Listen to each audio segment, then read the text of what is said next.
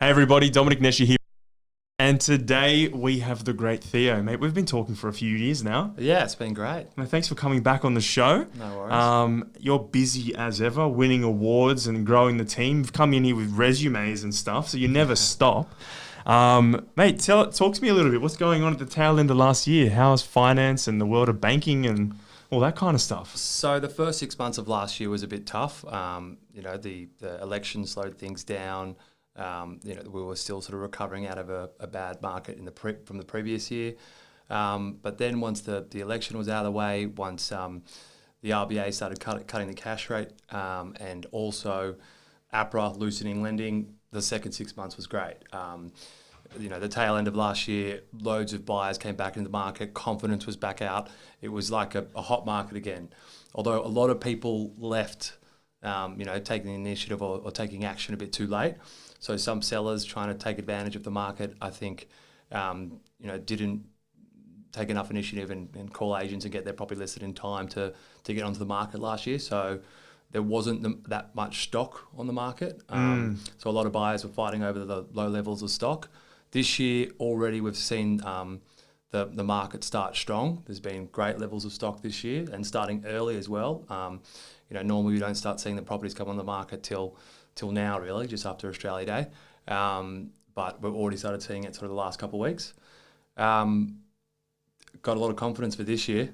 Yeah. I think this year is going to be a strong year, especially with another, potential 2 more rate cuts to come.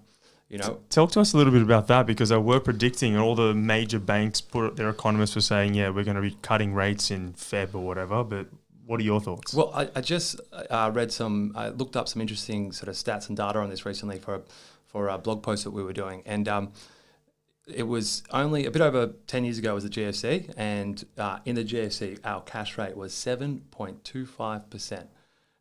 It's not a bad return on your cash. And then only about 9 years ago in 2011, 4.75% was the cash rate. And now we're at 75 points, 0.75%. That is a huge drop. How much further can you go from 0.75, Well, we were expecting another 2 more cuts, one next week, next Tuesday, and potentially one in March, but that's been pushed back. They're now talking, Bill Evans from Westpac, actually only literally 45 minutes ago, announced that they're predicting a cut in April and another cut in August. Okay, so they're going to push it down the road. Yeah, still 0.25% is going to be the end result. There's nothing left to go. One more cut, you're at zero. And they've said they don't want to go to zero because practically there's no... Well, look, now we're going into a real sort of economic discussion. But yeah, look, they're not going to go to zero. We're not going to see negative interest rates here, I don't think. Even if it went to zero, even if rates, the RBA went in a sort of as a negative rate, I don't think consumers will ever see what we see in other markets where, Japan. Yeah, no, I don't think that's going to happen here because of the margin between the banks and the actual borrowers. We are also already seeing the effects of rate cuts, as in it's working. Well, yes and no. It's funny.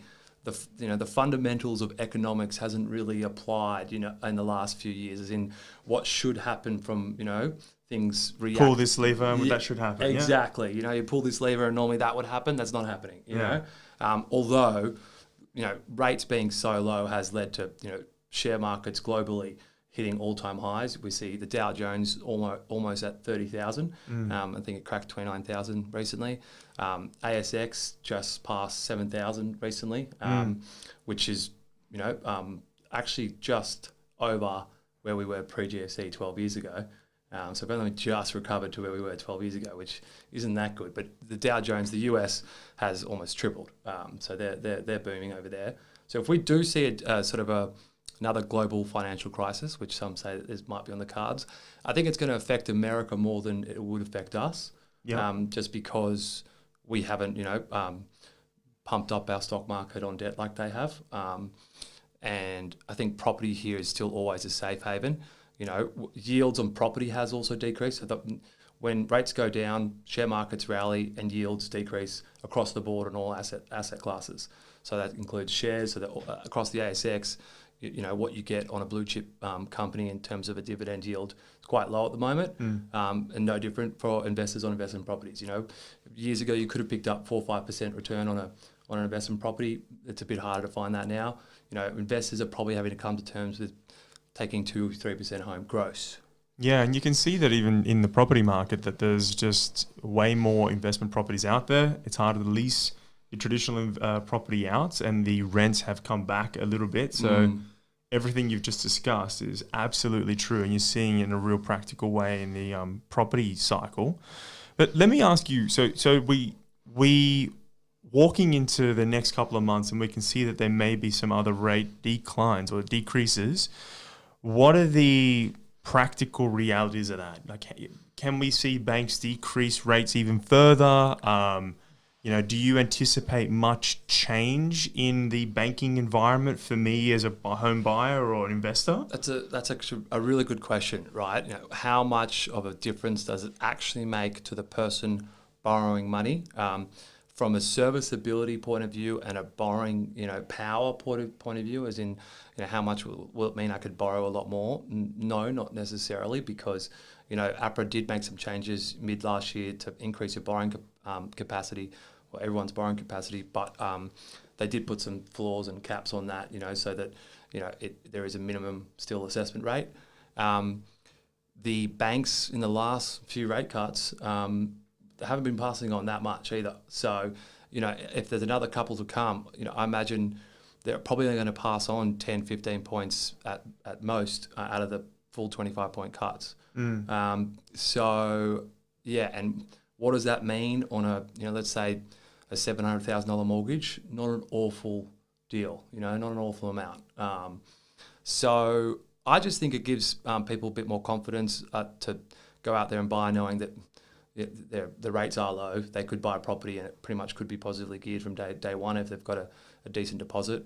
Even if you don't have a decent deposit, what you're paying, I think we did a report on this recently, what you're paying for a typical 2-bedroom property in metropolitan areas around Sydney and Melbourne and whatnot, what you're paying to rent a 2-bedroom apartment is probably equivalent to what you'd pay in interest to borrow 80-90% to own it.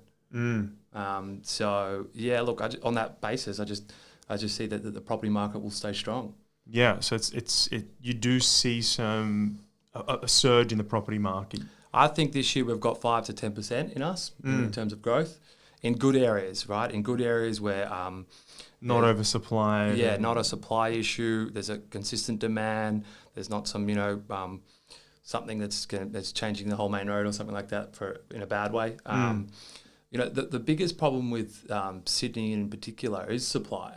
It's not like some other areas where they're building thousands of units in one area. They can't physically sort of supply Sydney with enough housing. There's a housing shortage, and demand's only increasing. I think we spoke about this last year in a different podcast of ours, that in the last few years, the supply of housing has eased because the banks tightened up funding to developers, but the demand for housing increased. So surely that's going to play catch up. Well, I sat down with one of the chief economists or head economists at HIA. That's the Housing Industry Association. Now, they work very, very closely with the building industry and talk and comment to the housing supply. They pay very close attention to where the DAs are, so development applications. And they reported at the tail end of last year that supply came off 40%.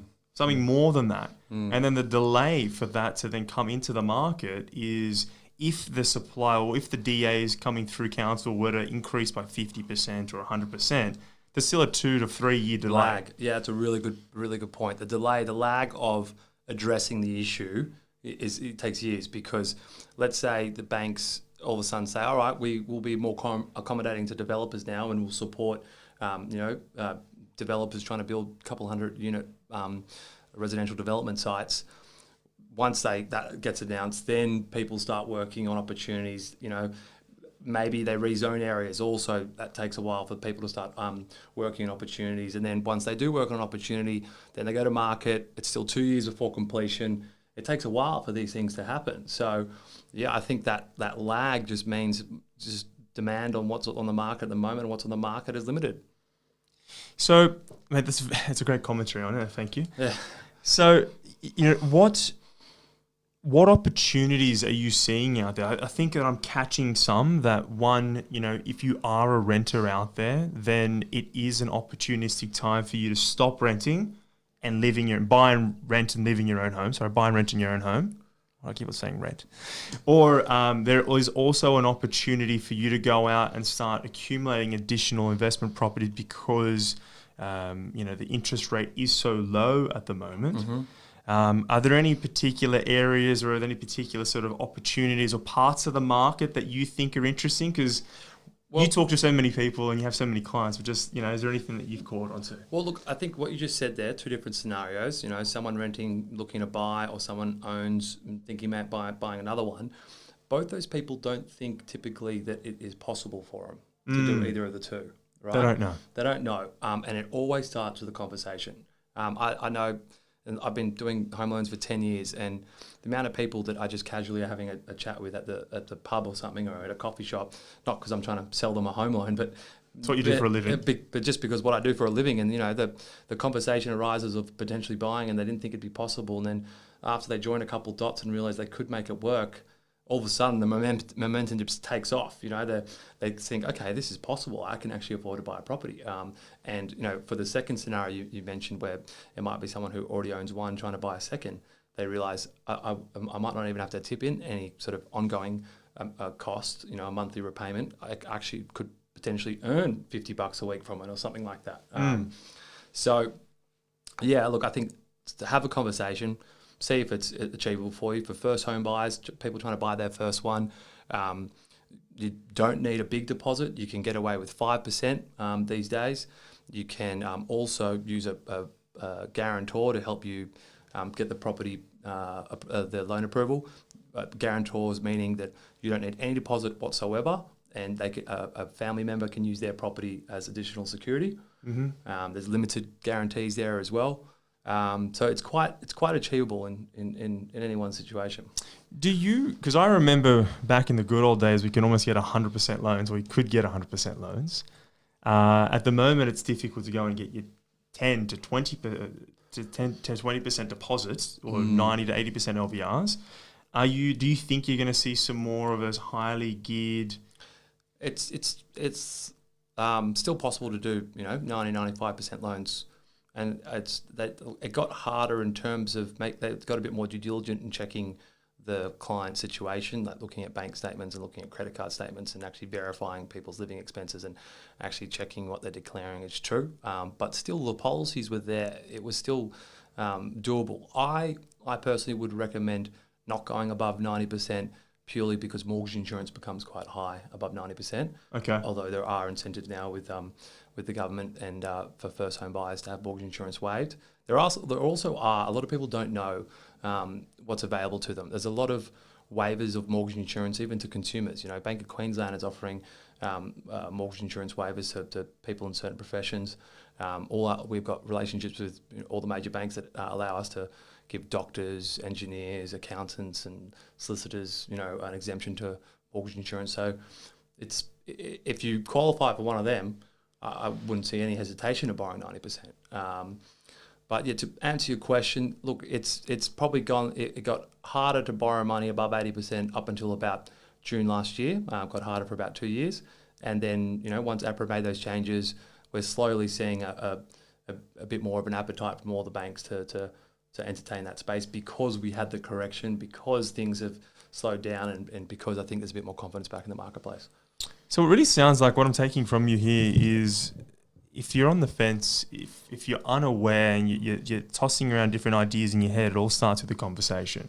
Sit down with a consultant, a mortgage broker, with a property consultant, someone that is technically sophisticated in finance or in wealth-related strategies, because there's a lot that they know that you don't know. There's a lot that you may not be aware of, or you're too close to your personal circumstance, so they can say, listen, have you thought about it this way? Exactly right. Okay, so just some parting thoughts.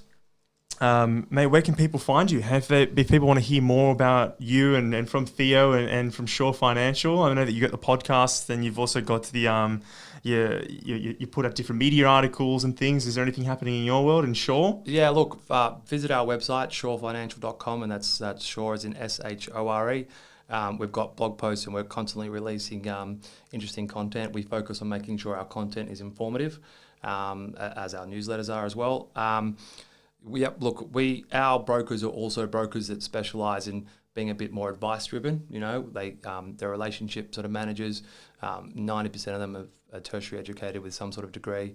We've got several of them that are previously chartered accountants, previously by trade. So they're very qualified people that will give you good advice. They'll even, for example, the ones that were chartered accountants previously by trade, they'll probably make some suggestions for you to go start a conversation with your accountant on maybe how to structure something as well. To your point, exactly right. It's all about advice. But, with advice, it starts with you going out there and seeking it, definitely for your accountant. Your accountant's typically very reactive versus proactive. You need to go and ask the right questions. Yeah, you need to go out there and ask the right questions. Exactly right. But yeah, look, anyone wants any more information, visit our website. We'll be more than happy to put you in touch with any of our staff. Theo, thank you very much for coming on the show today. Very insightful as per usual. Mate, look forward to having you again soon. Thank you.